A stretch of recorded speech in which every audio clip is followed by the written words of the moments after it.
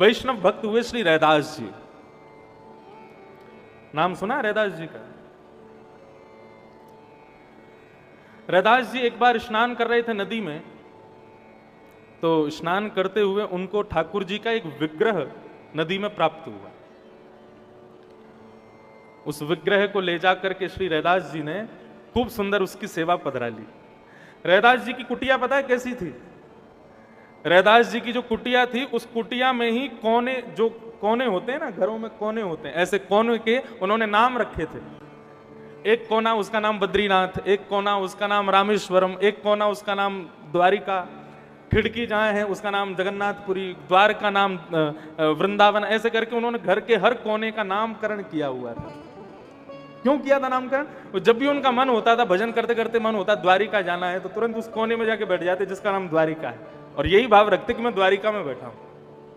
उनकी इच्छा होती जगन्नाथपुरी जाना है तो जगन्नाथपुरी वाले कोने में चले जाते। वाह वाह वाह, जगन्नाथ स्वामी नयन पथगामी भवतु में, कितना सुंदर ठाकुर जी का मंदिर विद्यमान है। मन में विचार करते, मानसिक भाव से तीर्थ यात्रा करते पूरे दिन।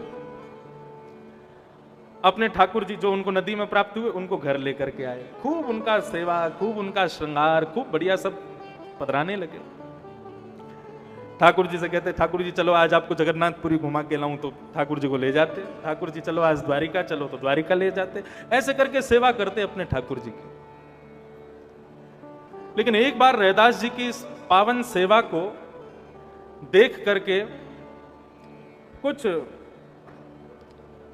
पंडित जी लोग, ब्राह्मण लोग, उन लोगों ने राजा से जाकर के रैदास जी की शिकायत कर दी। क्योंकि श्री रैदास जी जो थे वो नीच कुल में उनका जन्म हुआ था, ज्यादा श्रेष्ठ घर खानदान में उनका जन्म नहीं हुआ था, इसलिए प्राचीन काल के लोगों में बहुत मति होती थी, ये कौन सी जाति का है, कौन सी प्रजाति, ऐसा भाव रखते थे। तो सबने जाकर राजा से कहा कि राजन, ये रैदास जी जो हैं, ये नीचे कुल में इनका जन्म हुआ और ये ठाकुर जी की सेवा करते हैं, इनका अधिकार नहीं है। ये अधिकार तो हम ब्राह्मणों का है, हम पंडितों का है, ठाकुर जी हमको प्राप्त होने चाहिए। भैरवी चाहे जैसा भी हो, मुझे लगता है ठीक है। कभी कभी सर्दियों में किसी के घर में दर्शन करने जाते हैं और ठाकुर जी को जब हाफ स्लीव्स में देखते हैं तो सर्दी तो लगती है, भाई देखो इनके घर में ठाकुर जी बैठे हैं, उन्होंने भी आधे बांह के कपड़े पहने, ठंडी तो लग रही होगी। लेकिन हम मन में विचार करते हैं कि इनको सर्दी लगे चाहे गर्मी लगे, ये आए तो अपनी मर्जी से इनके घर में, हम कौन होते हैं ये बीच बिचौले बनने वाले की, भाई इनको ऐसे कपड़े पहनाओ, ऐसे बैठाओ, ऐसे कराओ। हाँ, कहीं पर यदि कुछ ज्यादा ही गलत हो रहा हो तो बता देना चाहिए। एक बार न्यूयॉर्क में कथा कर रहा था मैं, तो वहां पर पहले दिन कथा के बाद वहां की एक माता जी भोजन बना के लाई। भोजन मैंने जैसे ही पाया, मैंने पहले ही पूछा, मैंने भोग लग गया ठाकुर जी का? बोले हाँ भोग लग गया। तब हमारे लाल जी नहीं थे, हमारे ठाकुर जी नहीं विराजते थे साथ में। तो मैंने पूछा माँ भोग लग गया? बोले हाँ मंदिर में भोग लगा के लाई। मैंने जैसे ही पाया तो मुझको लगा कि इसमें जरूर प्याज है, भोजन का स्वाद ही अलग हो रहा था। हमने मैया से बोला, मैंने माँ एक बात बताओ, इसमें प्याज है ना? बोले हाँ इसमें प्याज तो है। मैंने कहा आपने प्याज की वस्तु का भोग लगा दिया ठाकुर जी का? बोले आज से लगा रही हूं, मैं तो 25 साल से लगा रही हूँ, ठाकुर जी तो रोज पाते हैं बढ़िया प्रेम से। हमने कहा माँ देखो एक बात आपको बताऊं, मुझे ना भिंडी की सब्जी पसंद नहीं। कोई अपने घर बुलाता है तो मैं पहले ही बोल देता हूं भिंडी मत बनाना, बाकी कुछ भी बनाना सब खाऊंगा। और यदि गलती से उस व्यक्ति ने भिंडी बना दी तो फिर क्या होगा? मैं रूखी रोटी खा लूंगा लेकिन भिंडी नहीं खाऊंगा। मैंने कहा ऐसे ही माँ, आप यदि प्याज और ये लहसुन आदि इन सबको भोग में बनाओगी ना, ठाकुर जी आपकी श्रद्धानुसार रोटी रूखी खा लेंगे लेकिन सब्जी नहीं खाएंगे। अब ठाकुर जी रूखी रोटी खाएं आपको अच्छा लगेगा? तो नहीं, हमको कभी नहीं लगा। मैंने तो फिर कल से बंद करो, क्योंकि ठाकुर जी को ये सब्जी प्रिय नहीं है। अब जैसे देश जैसा वेश, उनको उसी रूप में समझाना पड़ता है। तब से वो मैया ने फिर प्याज लहसुन का भोग लगाना बंद किया। हाँ, इतना नियम तो हम बता सकते हैं, लेकिन ठाकुर जी कैसे बैठाने, कैसे सुलाने, कैसे करने, वो आपके ठाकुर जी, आपको जैसा रुचि लगे वैसा करो, हम नहीं बताएंगे और ना बताना चाहिए। जहां थोड़ी अमर्यादा हो वहां मर्यादा बता दो, लेकिन ज्यादा कुछ मत कहो। रैदास जी ने राजा से कहा कि मेरे ठाकुर जी हैं, और ठाकुर जी यदि किसी के घर में आते हैं तो वो उसके सदस्य की तरह होते हैं, उसके परिवार की तरह होते हैं, वो जाति पाति नहीं देखते हैं। आप मुझसे मेरे ठाकुर जी दूर क्यों कर रहे हो? ब्राह्मण सब चिल्लाने लगे, बोले अरे रैदास, तुम जानते नहीं हो तुम्हारा अधिकार नहीं है, तुम्हारी जाति के लोगों का अधिकार नहीं ठाकुर जी के स्पर्श का। रैदास ने राजा से कहा, तो राजन बताइए क्या करना है? बोले कल एक काम करते हैं, आप अपने ठाकुर जी को लेकर के आओ, बीच में सिंहासन पर ठाकुर जी बैठ जाएंगे, एक तरफ ये ब्राह्मण लोग बैठ जाएंगे, एक तरफ आप बैठ जाना, और दोनों ठाकुर जी को अपने पास बुलाना। जिसकी गोद में ठाकुर जी जाके बैठ गए, ठाकुर जी उसी के। ठीक है। दूसरे दिन सिंहासन लगाया गया, एक पर ठाकुर जी विराजमान हो गए, एक तरफ ब्राह्मण देवता बैठ गए, एक तरफ रैदास जी बैठ गए। ब्राह्मणों ने पहले ठाकुर जी को पुकारना शुरू किया, श्री सूक्त का गान किया, पुरुष सूक्त का गान किया, उच्च स्वर में वेदों के मंत्र गाने लगे, ठाकुर जी का आवाहन करने लगे, लेकिन ठाकुर जी ने अपना स्थान छोड़ा नहीं, हिले ही नहीं, वहां से मूर्ति के रूप में विद्यमान थे। ब्राह्मणों ने खूब प्रयास किया, ठाकुर जी उनके पास नहीं गए। तब राजा ने कहा, रैदास जी अब आप बुलाओ ठाकुर जी को। रैदास जी के नेत्र सजल हो गए, ठाकुर जी के चरणों में प्रणाम किया और प्रणाम करके थोड़ी दूरी बना करके बैठ गए। अपनी गोद में ही एक आसन बिछा दिया और ठाकुर जी को इशारा करने लगे, बोले प्रभु आओ, आकर के गोद में विराज जाओ। और तब श्री रैदास जी ने एक पद गाया, सब ही पहर एक ही है आशा, मन क्रम वचन कहे रैदासा। हे राम जी, मेरे तो केवल आप हो, आठों प्रहर पूरे दिन केवल आपकी ही सेवा ही मेरा धर्म है, आपके अलावा तो मेरा कुछ भी नहीं है। मेरे जैसे हजारों लाखों मिल जाएंगे आपको, लेकिन मेरे लिए तो आप केवल अकेले हो प्रभु। जो तुम तोड़ो राम मैं ना ही तोड़ू रे, तो सो प्रीत तोड़ राम कौन संग जोड़ू रे। जब रैदास जी ने श्री मीराबाई को अपने ठाकुर जी प्रदान किए, तो मीराबाई ने भी ये पद गाया, जो तुम तोड़ो श्याम मैं ना ही तोड़ू रे, तो सो प्रीत तोड़ कवर संग जोड़ू रे। लेकिन पहले ये पद श्री रैदास जी ने गाया, और रैदास जी इस पद का गान कर रहे थे, जो तुम तोड़ो राम मैं ना ही तोड़ू रे। नेत्रों से अश्रु प्रवाह हो रहा था, सब लोग बैठे थे, राजा देख रहा है, ब्राह्मण बैठ करके देख रहे हैं। तभी देखते ही देखते क्या होता है, सामने सिंहासन से ठाकुर जी की प्रतिमा उतर करके चल करके आती और आकर के श्री रैदास जी की गोद में आकर के रैदास जी से लिपट जाती है। रैदास जी का आलिंगन जैसे एक छोटा बालक अपनी मां से लिपट जाता है, वैसे ठाकुर जी जाकर के रैदास जी से लिपट गए। और तब ये बात सिद्ध हो गई कि जिसके घर के ठाकुर जी हैं वो उसी के घर के हैं, उसकी इच्छा से आए हैं, उसके यहां प्रसन्न रहने के लिए आए हैं, इसलिए उनको उससे कोई दूर कर नहीं सकता। इसलिए बंधुओं, आज से अपनी दृष्टि बदल देना। ये घर के मंदिर में बैठे हुए ठाकुर जी को केवल ठाकुर जी मत मानना, ये साक्षात हमारे कोई प्रियतम हैं, हमारे कोई बालक हैं, हमारे कोई सखा हैं, हमारे कोई इष्ट हैं। उनके प्रति भगवान का भाव मत रखो। भक्ति के पथ पर चलने वालों को एक चीज का ध्यान रखना है कि ठाकुर जी भले ही भगवान हैं, लेकिन उनके प्रति ज्यादा भगवान का भाव रखो मत, क्योंकि भगवान को भगवान मानोगे तो एक दूरी हमेशा बनी रहेगी। उनको कोई अपना मानो, उनसे कोई संबंध बना लो। ठाकुर जी से संबंध बन जाएगा तो फिर ठाकुर जी से जो दूरी है वो सारी दूरियां दूर हो जाएंगी, एक समीपता आ जाएगी। भगवान का पहला स्वरूप है सत्य और दूसरा स्वरूप है चैतन्य। ठाकुर जी चैतन्य। आप अपने ठाकुर जी की सेवा करते हैं, उस समय यही भाव रखो, जैसे पति को तेज नमक तेज मिर्च लग सकती है, बेटे को ऐसा स्वाद चाहिए, वैसे ही ठाकुर जी का भी कोई ना कोई स्वाद होगा, उस स्वाद को विशेष प्रधानता दो।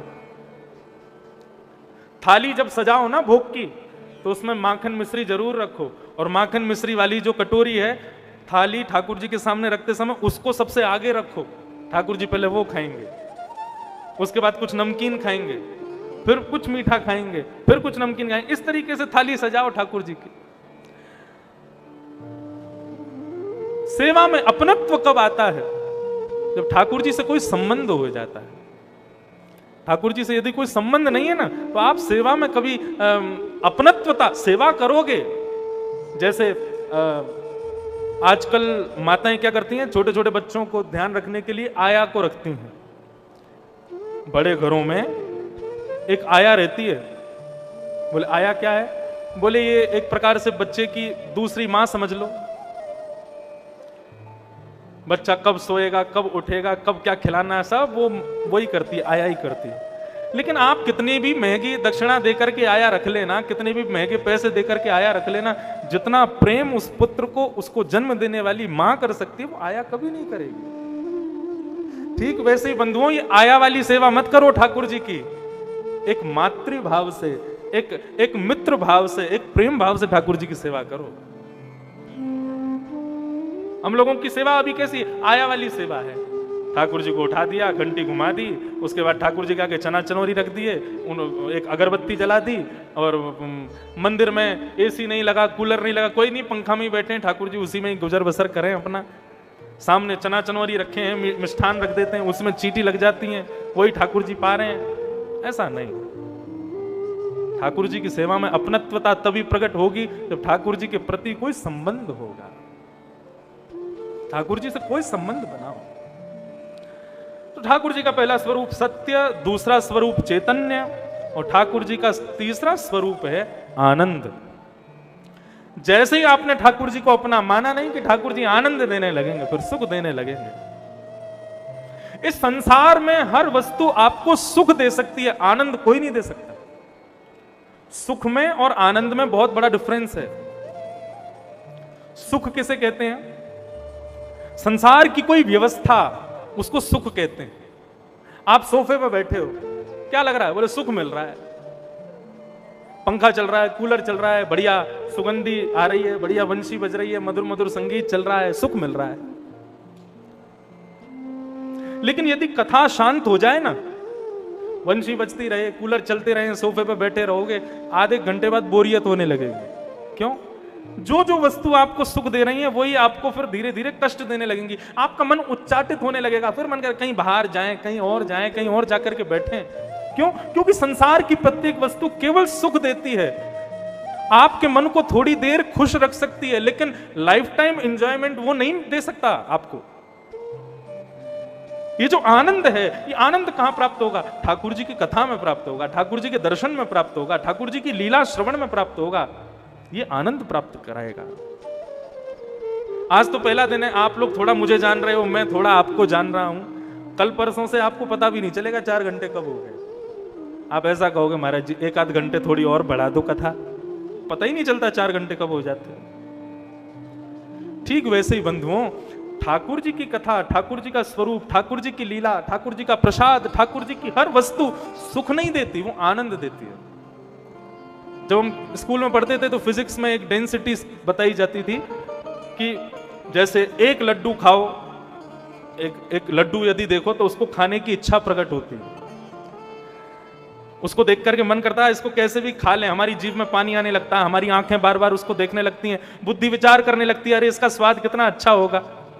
लेकिन जैसे ही आप उस लड्डू को पाते हो, खाते हो, तो जिस जिस वस्तु आपके दिमाग ने जो सोचा, आंखों ने जो सोचा, जीव ने जो सोचा, मन ने जो विचार किया, वो वस्तु वो लोग लेने लगते हैं उस लड्डू में से।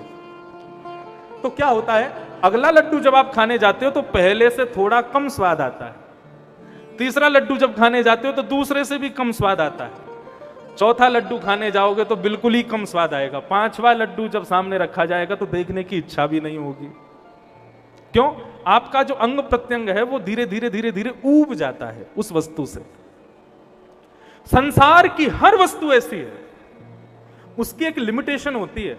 रात में लेट जाते हैं बिस्तर पे, इंस्टाग्राम चल रहा है, फेसबुक चल रहा है, व्हाट्सएप चल रहा है, रील्स देखते जा रहे हैं, क्या चल रहा है दुनिया में सब देखते जाते हो। इधर करवट बदल के देखेंगे, उधर करवट बदल के देखेंगे, उल्टे होके देखेंगे, सीधे होके देखेंगे। कई लोग तो ऐसे करते करते फिर सो जाते हैं, सिर पे मुंह पे फोन गिर पड़ता है उनके। क्यों? हम सब जगह सुख खोज रहे हैं, लेकिन ये संसार की जितनी भी वस्तुएं ना, इनकी एक लिमिट होती है, ये उससे ज्यादा सुख आपको नहीं दे सकते। मुझ पर भगवान कृपा कर दें, मैं आप सब इंदौर वासियों को लेकर के चलूं कहां? दुबई, और दुबई के सबसे बढ़िया होटल में ले जाकर के आप सबको 5 स्टार होटल में एक रूम दे दूं, जाओ जाकर के रहो। आप लोग सब रूम्स में एंटर करके आओ, बढ़िया रूम है, बढ़िया मखमल गद्दे लगे हुए हैं, शॉवर बहुत बढ़िया है, व्यू भी बहुत अच्छा है, बहुत सारी उसमें फैसिलिटीज हैं, सब कुछ है। आप अंदर कमरे में जाके बड़े प्रसन्न हो गए, मुझको बड़ा साधुवाद कहने लगे, इंद्रेश जी बड़े अच्छे, देखो हमको दुबई लेके आए, कितने बढ़िया होटल में हमको रुकवाया। लेकिन 2-4 घंटे उस कमरे में रहने के बाद आपका मन हुआ अब चलो थोड़ा बाहर जाया जाए। जैसे ही आपने गेट खोला तो गेट लॉक हो गया। क्यों? बोले इंद्रेश जी लॉक करके चले गए। आपने फोन किया, बोले इंद्रेश जी गेट लॉक हो गया। मैंने कहा हाँ तो बस मिल गया ना होटल, उसमें रहो बस प्रेम से, उसी में ही जीवन गुजारो अपना, अब गेट नहीं खुलेगा। रह पाओगे? नहीं रह सकते। कई बार हम लोग हिमालय की यात्रा पर जाते हैं, उत्तराखंड में जाते हैं, वहां टूटी फूटी छोटी सी एक झोपड़ी जो घने वन के बीच में हो, उसमें बैठने में वो सुख मिल जाता है जो 5 स्टार होटल में नहीं मिलता। हमारा मन बड़ा चंचल है, इसका सुख कहां बैठा है कोई नहीं जानता। मॉल में जाते हैं, दुनिया भर की दुकानों में घूम लेते हैं, जीन्स पसंद नहीं आती, सूट देखने के लिए माताएं जाएंगी, इतने सारे सूट निकलवा लेंगी, लेकिन आंख जिसको खोज रही है वो मिलता नहीं है, क्योंकि ये सब संसारी वस्तु हैं।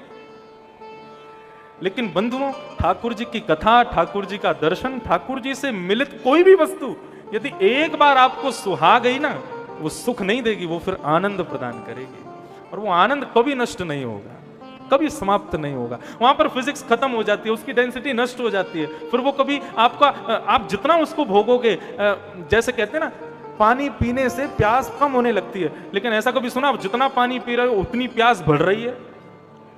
पानी पीने से प्यास कम हो जाए तो समझो सुख है, पानी पीने से प्यास और बढ़े तो समझो वही आनंद है। ठाकुर जी की कथा वही पानी है जिसको पीने से प्यास बुझती नहीं और ज्यादा लगती है और मन करता है। ये ठाकुर जी का तीसरा स्वरूप है, आनंद। कहीं भी देख लो इनको, यहां पे इतने सारे फोटोज लो, कहीं देख लो, इनको देखते ही एक आनंद जैसी अनुभूति होती है।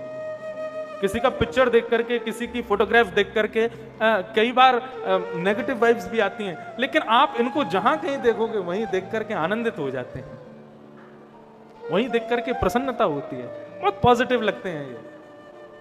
क्यों? क्योंकि इनका स्वरूप ही है आनंद।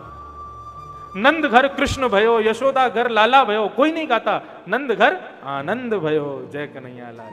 ये आनंद है। तो ये भगवान के 3 रूप हैं, सत्य, चैतन्य और आनंद।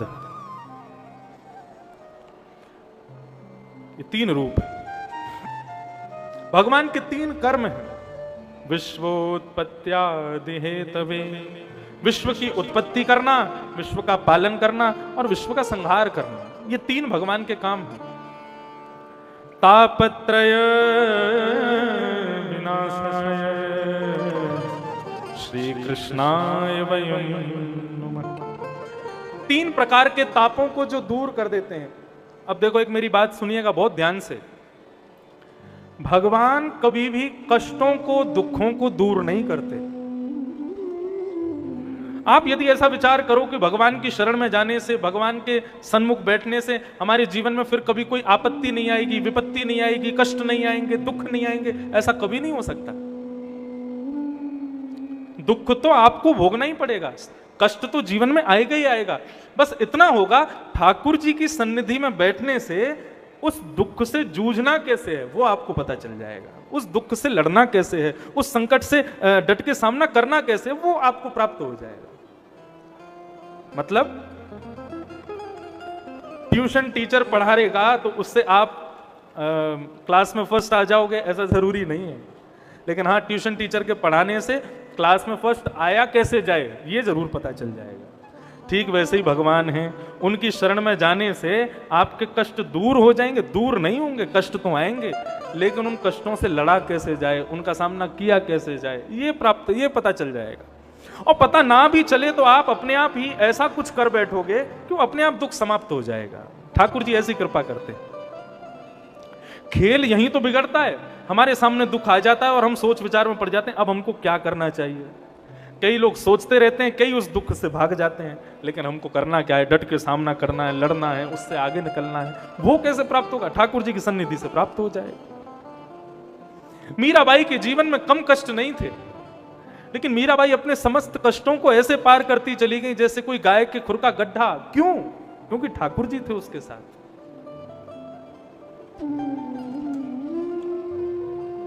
तापत्रय विनाशाय, भगवान त्रितापों का सर्वनाश करते हैं, ऐसे भगवान श्री कृष्ण को हम बारंबार प्रणाम करते हैं। ये भागवत के महात्म का प्रथम श्लोक था। बंधुओं, कथा कुछ इस प्रकार प्रारंभ होती है। 88,000 सौनकादि ऋषि नैमिषारण्य में बैठ करके यज्ञ कर रहे थे मानव कल्याण के लिए। लेकिन तभी उनको पता चला कि शायद यज्ञ से हम मानव का कल्याण नहीं कर पाएंगे। क्या करना चाहिए? तभी वहां पर परम विद्वान श्री सूत जी का आगमन हुआ। और जैसे ही विद्वान को देखा तो विद्वान को देखते ही सब लोगों ने उनके चरण पकड़ लिए और उनसे प्रश्न करना शुरू किया। देखो, विद्वान के साथ में तर्क नहीं होना चाहिए, विद्वान के सन्मुख जिज्ञासा होनी चाहिए। कई लोग हमसे कथा सुनते हैं, हम कथा करके जैसे नीचे उतरेंगे तो वो हमारी परीक्षा लेते हैं, हम देखें तो सही इनको कितनी नॉलेज है। फिर आके वो पूछेंगे, अच्छा सुदामा जी के मम्मी पापा का नाम क्या था, राम जी की दादी का नाम क्या था। ये प्रश्न नहीं है, ये तर्क है, ये डिबेट है आपकी, ये कुतर्की है। और कुतर्की व्यक्ति ना, याद रखिएगा, कभी ज्ञान अर्जित नहीं कर पाएगा।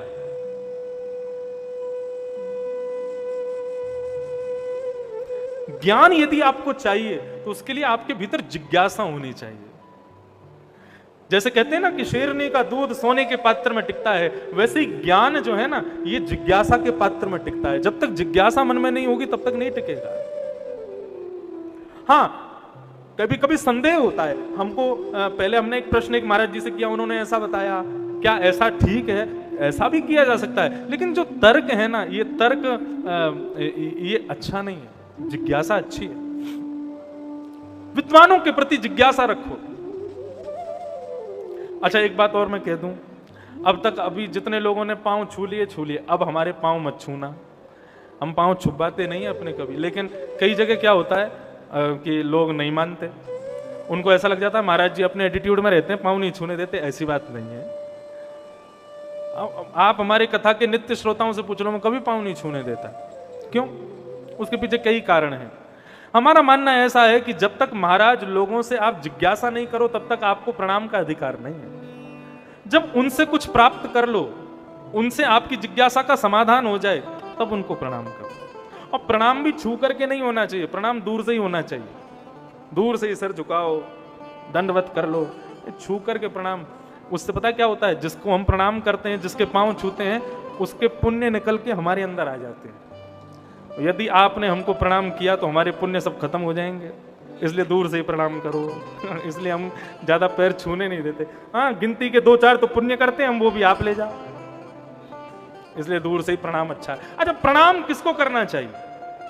माता पिता गुरु, इनको तो प्रणाम करना ही चाहिए। इनके अलावा हमारे पूज्य पिताजी महाराज कहते हैं, जिसको देख करके प्रणाम करना पड़े वो प्रणाम उचित नहीं है, जिसको देख के प्रणाम अपने आप हो जाए। कई बार ऐसा होता है, हम संत महात्माओं के प्रति ज्यादा विश्वास नहीं रखते, लेकिन ऐसा कोई दिव्य तेज पुंज लेकर के एक संत हमारे सामने आता है, हमारा मन करता है कि सर झुका दें, नीचे झुक करके इसको प्रणाम कर लें। उसी को ही प्रणाम करना चाहिए। देख रहे हैं सब प्रणाम कर रहे हैं तो हम भी कर लें, वो उचित नहीं। कहीं कहीं हो, किसी किसी को हो। तो हम क्या बता रहे थे? हाँ, जिज्ञासा। जिज्ञासा करो विद्वानों के प्रति। यज्ञ कर रहे थे 88,000 सौनकादि ऋषि, उन्होंने अपना यज्ञ छोड़ा और सूत जी के पास जाकर के कहा कि महाराज, हजारों वर्षों का यज्ञ कर रहे हैं हम, हमारा मन अशांत है अभी भी, आप हमारे मन की अशांति को दूर करो। क्या जिज्ञासा कर रहे हैं? तब उन्होंने जिज्ञासा करते हुए कहा, श्रेयसाम यद् भवेत् श्रेय पावनानां च पावनम् कृष्ण प्राप्ति कर्म सस्वत साधनम तद्वदाधुना। क्या जिज्ञासा है? बोले प्रभु, श्री कृष्ण की प्राप्ति कैसे हो, हमें यह बताओ। और केवल इतना मत बताना, श्रेष्ठ से श्रेष्ठ उपाय बताना, और सुनो, कम समय में बताना, क्योंकि कलयुग में लोगों के पास ज्यादा समय नहीं है। इसलिए कम समय में श्रेष्ठ से श्रेष्ठ भगवत प्राप्ति कैसे हो, हमको यह बताओ। यह प्रश्न किया। सूत जी महाराज इसका उत्तर देते हुए कहते हैं, कालव्याल मुखग्रास त्रास निर्णास हेतवे श्रीमद् भागवतम शास्त्रम कलौकीरेण भाषितम्। हे सौनकादि ऋषियों, आप लोगों ने प्रश्न किया भगवान की प्राप्ति का श्रेष्ठ से श्रेष्ठ उपाय बताओ। श्रीमद् भागवतम शास्त्रम कलौकीरेण भाषितम्। हे मानवों, संसार में समय जो है ना, वो एक काल रूपी व्याल है। व्याल कहते हैं सर्प को। समय जो है ये सर्प के समान है, और हम सब उस समय रूपी सर्प के मुख के ग्रास बन के बैठे हैं। वो कभी भी हमारा अंत कर सकता है। मैं अभी कथा सुना रहा हूं, कल सुना पाऊंगा, मेरे पास कोई गारंटी नहीं है। आप आज सुन रहे हो, कल सुन पाओगे, कोई गारंटी नहीं है। कभी भी अंत हो सकता है, क्योंकि हम सब काल रूपी व्याल के मुख में बैठे हैं। इसलिए हमारा अंत कभी भी हो सकता है। हमारे पूज्य गुरुदेव एक बात कहते हैं, धन कमाते हुए और विद्या कमाते हुए सदा यह विचार करना चाहिए कि अभी तो मेरा जीवन बहुत लंबा है, लेकिन भजन करते हुए, कीर्तन करते हुए यह सोचना चाहिए मेरा अंत कभी भी हो सकता है। जितना हो सके इस क्षण को भी भजन में ही व्यतीत कर दूं। हमारा क्षण कभी भी अंत हो सकता है। इसलिए श्रीमद् भागवत रूपी शास्त्र की शरण में चले जाओ। इनकी शरण में जाने से तुमको, तुम्हारे हृदय का भय, काल का भय नष्ट हो जाएगा, तुमको कृष्ण की प्राप्ति हो जाएगी। भागवत की शरण में जाओ। सौनकादि ऋषियों ने पूछा, महाराज ये भागवत कैसा ग्रंथ है, इसके बारे में हमको थोड़ा बताइए। तब सूत जी महाराज ने वर्णन किया, बोले कि भैया सुराणामपि दुर्लभम, देवताओं को भी दुर्लभ है ये भागवत की कथा। ऐसी भागवत की कथा है। बोले देवताओं को दो चीज दुर्लभ है संसार में, जो चीज हम मानवों को प्राप्त है। पहली भागवत की कथा और दूसरी छाछ। देवताओं को छाछ नहीं मिलती पीने को, ये बात सत्य है बिल्कुल। तक्रम सक्रश्च दुर्लभम, तक्र कहते हैं छाछ को। छाछ देवताओं को पीने को नहीं मिलती। क्यों नहीं मिलती, उसके पीछे बहुत अच्छा एक रीजन भी है कि स्वर्ग में एक वृक्ष है, उसका नाम है कल्प वृक्ष। कल्प वृक्ष स्वर्ग की किसी भी वस्तु को बासी नहीं होने देता। वहां पर दूध भी कभी बासा नहीं होता, रोटी भी कभी बासी नहीं होती, सब्जी भी कभी बासी नहीं होती। इसलिए देवताओं की दाढ़ी मूछ भी कभी नहीं आती, वहां वृद्धावस्था भी नहीं होती।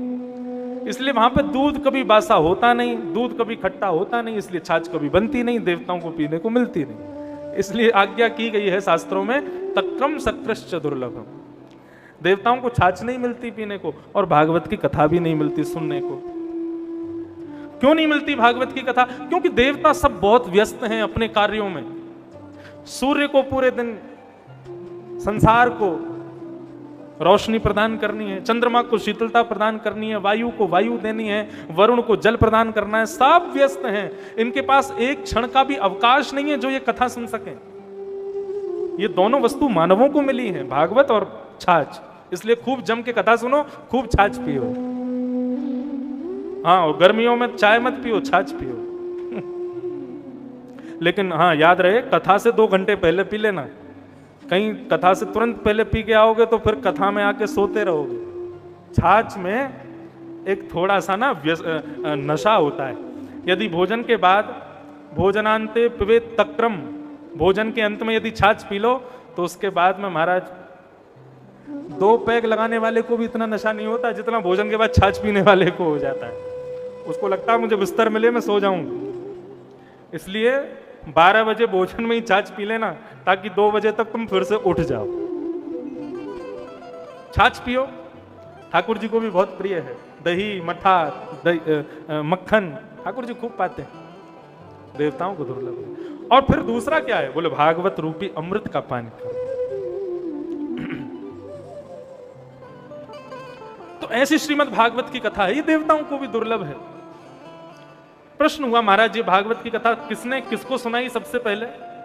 बोले सबसे पहले ये भागवत की कथा सनक सनंदन सनातन सनत कुमार, भगवान के प्रथम अवतार हैं ये। सनत कुमार कहते हैं इनको, सनक सनंदन सनातन सनत कुमार। इन चारों ने ये भागवत की कथा सबसे पहले श्री नारद जी को सुनाई। सौनक आदि ऋषियों ने प्रश्न किया, बोले नारद जी तो एक जगह टिकते नहीं कभी, उन्होंने 7 दिन बैठ के कथा कैसे सुनी, हमें बताइए। तब पूरी बात वृत्तांत पूरा सुनाया गया। नारद जी एक बार पृथ्वी पर भ्रमण करने के लिए आए थे, सब जगह उन्होंने कष्ट ही कष्ट देखा। यमुना के किनारे, यमुना के पुलिन पर एक आश्चर्य देखा। कैसा आश्चर्य? एक नव युवती बैठी है, एक सुंदर स्वरूपा युवती बैठी है, उसकी गोद में 2 वृद्ध लेटे हुए हैं, रुदन कर रही है।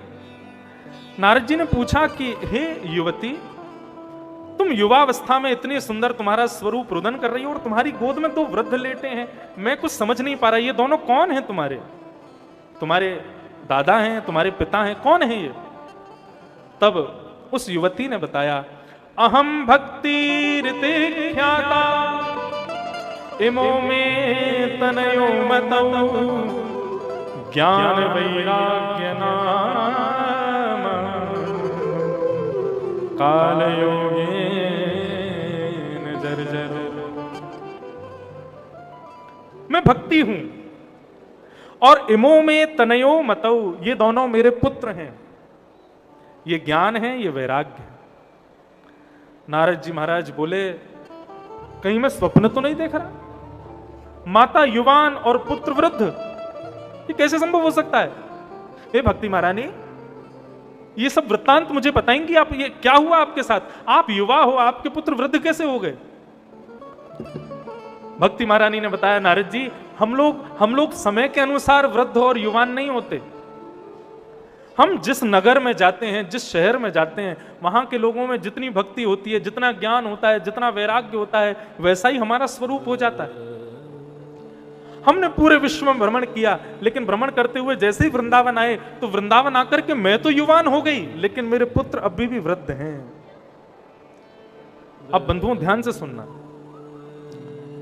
भक्ति सबके जीवन में है, लेकिन भक्ति के पुत्र ज्ञान और वैराग्य, इनको कोई नहीं अपनाता। भक्ति सबके जीवन में, आदमी के जीवन में कष्ट आता है तो सब दर दर भागता है। वो भी हनुमान जी पर चोला चढ़ाएगा, देवी पर चुनरी चढ़ाएगा, नर्मदा जी में जाकर के दूध चढ़ा देगा, शंकर जी पर जाकर के बिल्लू पत्र धतूरा आदि सब चढ़ा देगा। कष्ट आता है तो सब जगह भागते हैं। मतलब भक्ति तो है हमारे भीतर, लेकिन ज्ञान और वैराग्य ये दो नहीं है। हम में ज्ञान की कमी है।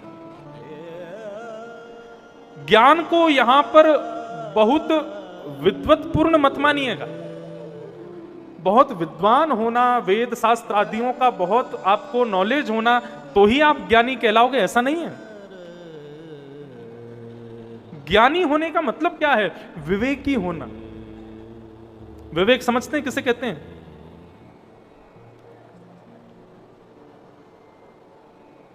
कोई घटना होने पर उस घटना पर हमें क्या करना है, इसे कहते हैं विवेक।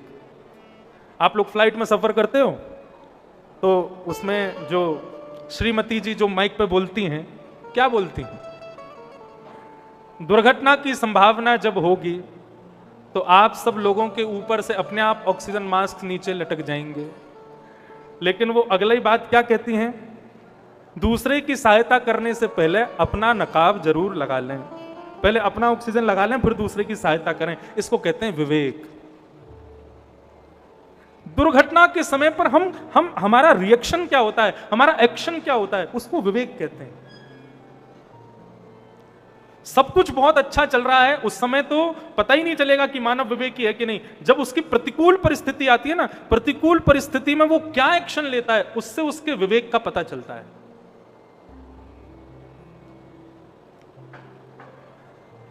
रावण की पूरी सेना नष्ट होती जा रही थी।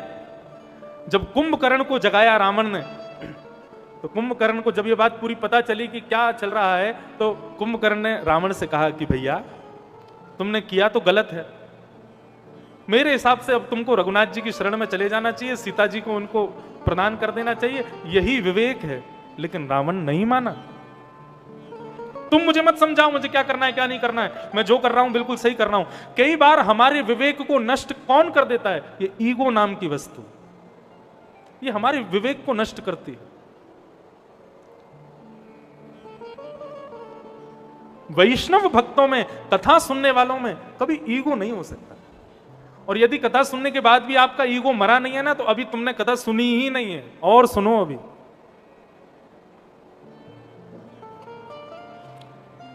बुद्ध भगवान को जाकर के कोई गालियां देने लगा, बुद्ध भगवान बैठे बैठे सुनने लगे। क्यों गाली दे रहा था? उसके घर का एक बालक, एक ही पुत्र था, बुद्ध भगवान के पद चिन्हों पर चल करके वो भी संत हो गया। तो इस बात से नाराज होकर के वो आकर बुद्ध भगवान को गाली देने लगा, तुमने हमारा घर बर्बाद कर दिया, एक ही बेटा था घर चलाने वाला, उसको भी साधु बना दिया, और तुम तो सब पाखंडी हो, तुम्हारा सब नौटंकी है, सब ये है, ऐसा ऐसा करके बुद्ध भगवान को सुनाने लगा। बुद्ध भगवान सुनते रहे। जैसे ही वो व्यक्ति शांत हुआ तो बुद्ध भगवान ने हाथ जोड़ के उसको प्रणाम किया और कहा, प्रभु मुझे क्षमा कर दो। बोले, क्षमा क्यों मांग रहे हो? बोले, मैं इसलिए क्षमा मांग रहा हूं, आपने कितना कुछ कह दिया, मतलब कितना कुछ दे दिया मुझे, लेकिन मेरे पास आपको देने के लिए कुछ भी नहीं है, मैं आपको कुछ दे ही नहीं सकता। क्योंकि शास्त्र आज्ञा कहते हैं कि यदि आपको किसी ने कोई वस्तु दी तो उसी के समान वस्तु उसको वापस करो। बुद्ध भगवान बोले, आपने जो मुझको दिया वैसा मैं आपको कुछ दे ही नहीं सकता, इसलिए मैं आपसे क्षमा मांगता हूं भगवान। इसको कहते हैं विवेक, इसे कहते हैं ज्ञानी होना। अरे पोथी पढ़ पढ़ जगमुआ, पंडित भया ना कोय, ढाई आखर प्रेम का पढ़े सो पंडित होए। बहुत अध्ययन कर लेना, बहुत शास्त्र और पुराणों का गहन चिंतन कर लेना आपको ज्ञानी बना देगा, ऐसा नहीं है। ज्ञानी तो बन जाओगे लेकिन विवेकी नहीं बन पाओगे। विवेकी कब बनते हैं हम? जब हम सत्संग करते हैं। संतों का सत्संग किसे कहते हैं?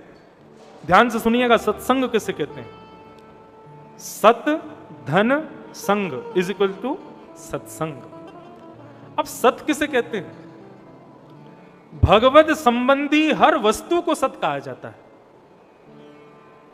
आप श्री नाथद्वारा का प्रसाद पा रहे हो और आपके बगल में बैठा हुआ कोई व्यक्ति आपके इंदौर की रतलामी सेव खा रहा है। यहाँ पे सेव बहुत अच्छी मिलते हैं ना, इंदौर की नमकीन बड़ी प्रसिद्ध है। नमकीन हो गए, चाट हो गए, यहाँ के सराफा रात में 9 बजे के बाद कुछ वहाँ पे लगता है, ऐसा मैंने बहुत सुना है, मैंने देखा कभी नहीं है। लोग बोलते हैं, बोले महाराज इंदौर में रात में 9 बजे के बाद पूरी इंदौर इकट्ठी होती है वहाँ पे चाट खाने के लिए। चाट खाना साधारण भोजन के समान हो सकता है, लेकिन श्री नाथ द्वारा श्री जी बाबा का प्रसाद यदि आप पा रहे हो ना, तो प्रसाद पाना भी सत्संग है। आप साधारण वस्त्र पहन रहे हो तो वो साधारण वस्त्र है, लेकिन ठाकुर जी के चरणों में चढ़ा हुआ कोई पटका भी गले में पहन रहे हो ना, तो वो भी सत्संग है। आप साधारण कलरों से अपना श्रृंगार कर रहे हो तो वो श्रृंगार है, लेकिन ठाकुर जी के चरणों में चढ़े हुए चंदन को अपने माथे से लगा रहे हो तो वो भी सत्संग है। परफ्यूम लगा रहे हो खुद को सुगंधित करने के लिए, वो परफ्यूम है, लेकिन ठाकुर जी के चरणों में चढ़ा हुआ इत्र यदि लगा रहे हो ना, तो वो भी सत्संग है। सत्संग केवल किसी को बहुत देर तक बैठ के सुनना ही सत्संग नहीं है, ये सब सत्संग है। सत यानी कि भगवान का, संग यानी जो संग करे वही सत्संग है। ये सब सत्संग के स्वरूप हैं। सज्जनानाम संग इति सत्संग, सद ग्रंथानाम संग इति सत्संग, सद पुरुषानाम संग इति सत्संग, ये सब सत्संग के स्वरूप हैं। ये सत्संग कुछ नहीं तो रोज सुबह उठ करके और ठाकुर जी को प्रणाम करके उनको केसर का चंदन लगा के उसी प्रसादी को यदि माथे पर लगा करके आप अपने ऑफिस चले जाते हो ना, पूरे दिन का सत्संग माना जाएगा जब तक चंदन मस्तिष्क पर रहेगा, वो भी सत्संग है। ये सब सत्संग के स्वरूप है। लोग कहते हैं आप धोती क्यों पहनते हो, आप बगलबंदी क्यों पहनते हो? मैं जब एयरपोर्ट पे जाता हूं ना तो लोग मुझे ऐसे देखते हैं। कभी कोई फ्लाइट में जाता हूं तो लोग ऊपर से नीचे तक देखते हैं, बोले ये पंडित जी हैं कोई। कई लोग ऐसे देखते हैं जैसे कोई एलियन आ गया हो। नहीं, होता ही है। फ्लाइट में, ट्रेन में, एयरपोर्ट पर कहीं भी हम धोती वाले चले जाएं तो लोग हमको एक बार जरूर देखते हैं, पीछे मुड़ के जरूर देखते हैं, बोले ये क्या कार्टून बन के घूम रहे हैं। लेकिन वास्तव में एक बात आपको बताएं, तुम कितनी भी बड़ी बड़ी ब्रांड के कपड़े पहन के चले जाना, लोग देखते नहीं है। धोती कुर्ता वाले को जरूर देखते हैं। शादी में कितने भी सच के जाओ, नजर तो दूल्हे पे ही होती है। ये जितने भी धोती बगलबंदी पहन के घूमते हैं ना, बंधु ये साधारण वस्त्र नहीं है। ठाकुर जी का दर्शन करने के लिए कोई जीन्स पहन के जाए, कोई बढ़िया बढ़िया कपड़े पहन करके जाए, ठाकुर जी ठीक है अपनी मुद्रा में खड़े रहते हैं, लेकिन जैसे कोई धोती बगलबंदी वाला आता है ना, तो ठाकुर जी भी आंख खोल के देखते हैं, हाँ कोई मेरा आया है, कोई अपना आया है, उसको देखते हैं। हमारे वस्त्र भी ये चिन्ह प्रदान, ये बताते हैं दुनिया को कि ये वस्त्र नहीं है, ये भी ठाकुर जी का प्रसाद है। हम कुछ नहीं भी करेंगे, यदि धोती पहने हुए हैं और यदि हमारे प्राण निकल जाएंगे ना, तो भी हमको वैकुंठ जाने से कोई नहीं रोकेगा। क्यों? कुछ नहीं था इसके पास, क्योंकि तन पर केवल वस्त्र वो था जो ठाकुर जी की सेवा में होते हैं, उस मात्र से कल्याण हो जाएगा। इसलिए बंधुओं, सब सत्संग है, इसको जीवन में अपनाओ। तिलक लगाने में संकोच मत करो, शिखा चोटी रखने में कभी संकोच मत करो, गले में कंठी माला पहनने से कभी संकोच मत करो। आजकल के यंगस्टर्स नहीं समझ पाते हैं इनकी महत्ता, इनकी विशेषताएं, इनके प्रभाव। ऐसा नहीं है कि वो जानना नहीं चाहते, वो जानना चाहते हैं, लेकिन बताने वाला नहीं है। कमी तो यही है, क्योंकि जो माता पिता हैं वो ही नहीं जानते, तो बच्चों को क्या बताएंगे। आज के युवान की एक बात कहूं, या तो वो सत्संग में आएगा नहीं, और यदि एक बार उसको सत्संग का चस्का लग गया ना, आज का युवान व्यसन की तरह पकड़ता है वस्तु को। यदि उसने सत्संग को एक बार पकड़ लिया, वो छोड़ेगा नहीं जीवन भर। इसलिए बंधुओं, सत्संग करो, सत्संग ही जीवन का तो यही ज्ञान है। हमें कैसे रहना है, कैसे बोलना है, कैसे चलना है, क्या खाना है, क्या छोड़ना है, किससे मिलना, किससे नहीं मिलना, ये सब कुछ ये ज्ञान का स्वरूप है। केवल बहुत नॉलेज होना ज्ञान नहीं होता है।